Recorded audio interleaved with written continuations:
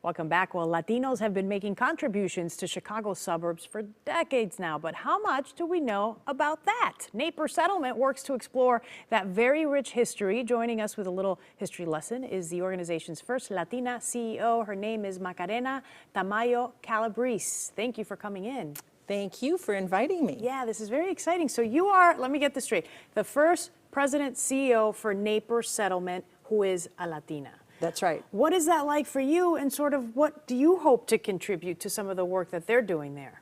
Well, Naper Settlement has been in existence since about 1969, and our job is to tell the whole story since the founding of Naperville, which was in 1831. Okay. As you can imagine, a lot of things happened since then. Yeah. And the most important part is that we have this beautiful, colorful history about a lot of different cultures and ethnicities and races that have come and contributed to making the western suburbs, our state, and frankly our country, the wonderful place it is today. So I love my job. All right, we're excited that you have it. Let's talk about the Latino contribution in a place like Naperville.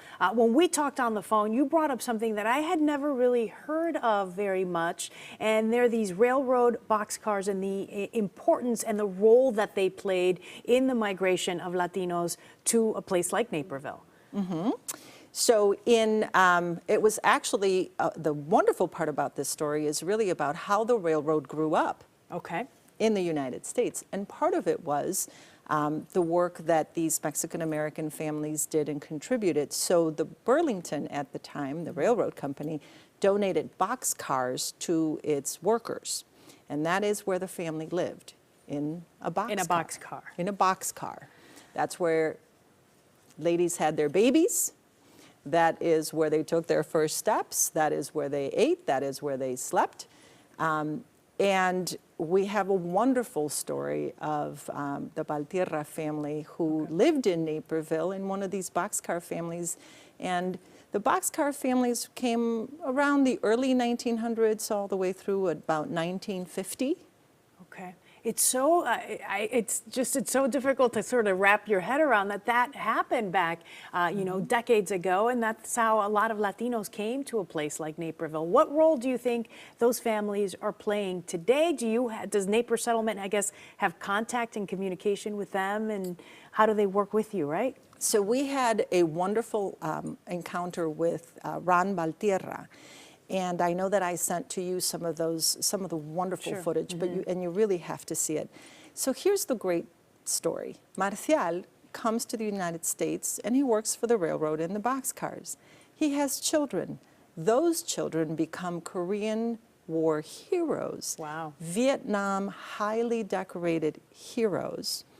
And in Ron's case, after Ron was after the Vietnam War, he became a general contractor.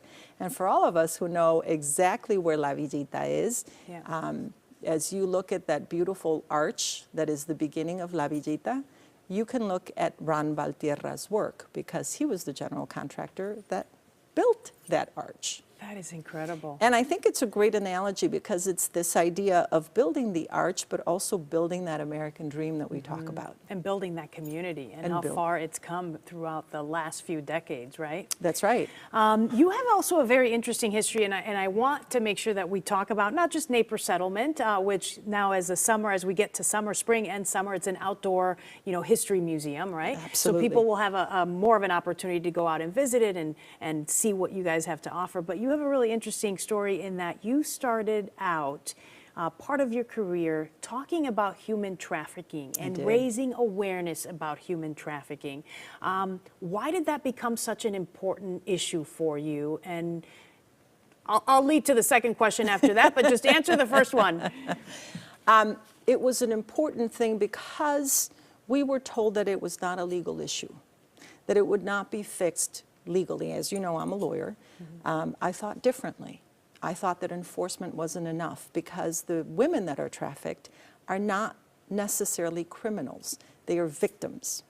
And so part of the job that we did was really to figure out how that happens because there are countries essentially that produce the girls and then there are countries that consume. And so it usually ends up being that the third world countries or the developing democracies or whatever name you want to give to them are the ones that are the fertile grounds for these girls to be produced. And that first world countries are the ones where they are consumed. And so we wanted to figure out at the time, didn't really understand how the routes worked. How did the girls get to this country versus that country? Right. And it's all part of organized crime, the majority of this. And so there is indeed a whole structure underneath. And for us, we were given the privilege of doing a project at first that was to do the prosecution. Yeah. But we expanded the project to also do the protection and the prevention. Do you feel like changes have been made? Is that issue improving? Or? Well, I think the greatest difference is that a switch has flipped in the general public internationally and also in terms of countries in the United States as well, because before it was something we kind of slipped under the rug. Right. And now it's being talked about. And now it's being talked about, but most importantly, for example, the United States now has laws that allows the United States to prosecute American citizens who go abroad to essentially traffic or use trafficked victims and then come back to the United States.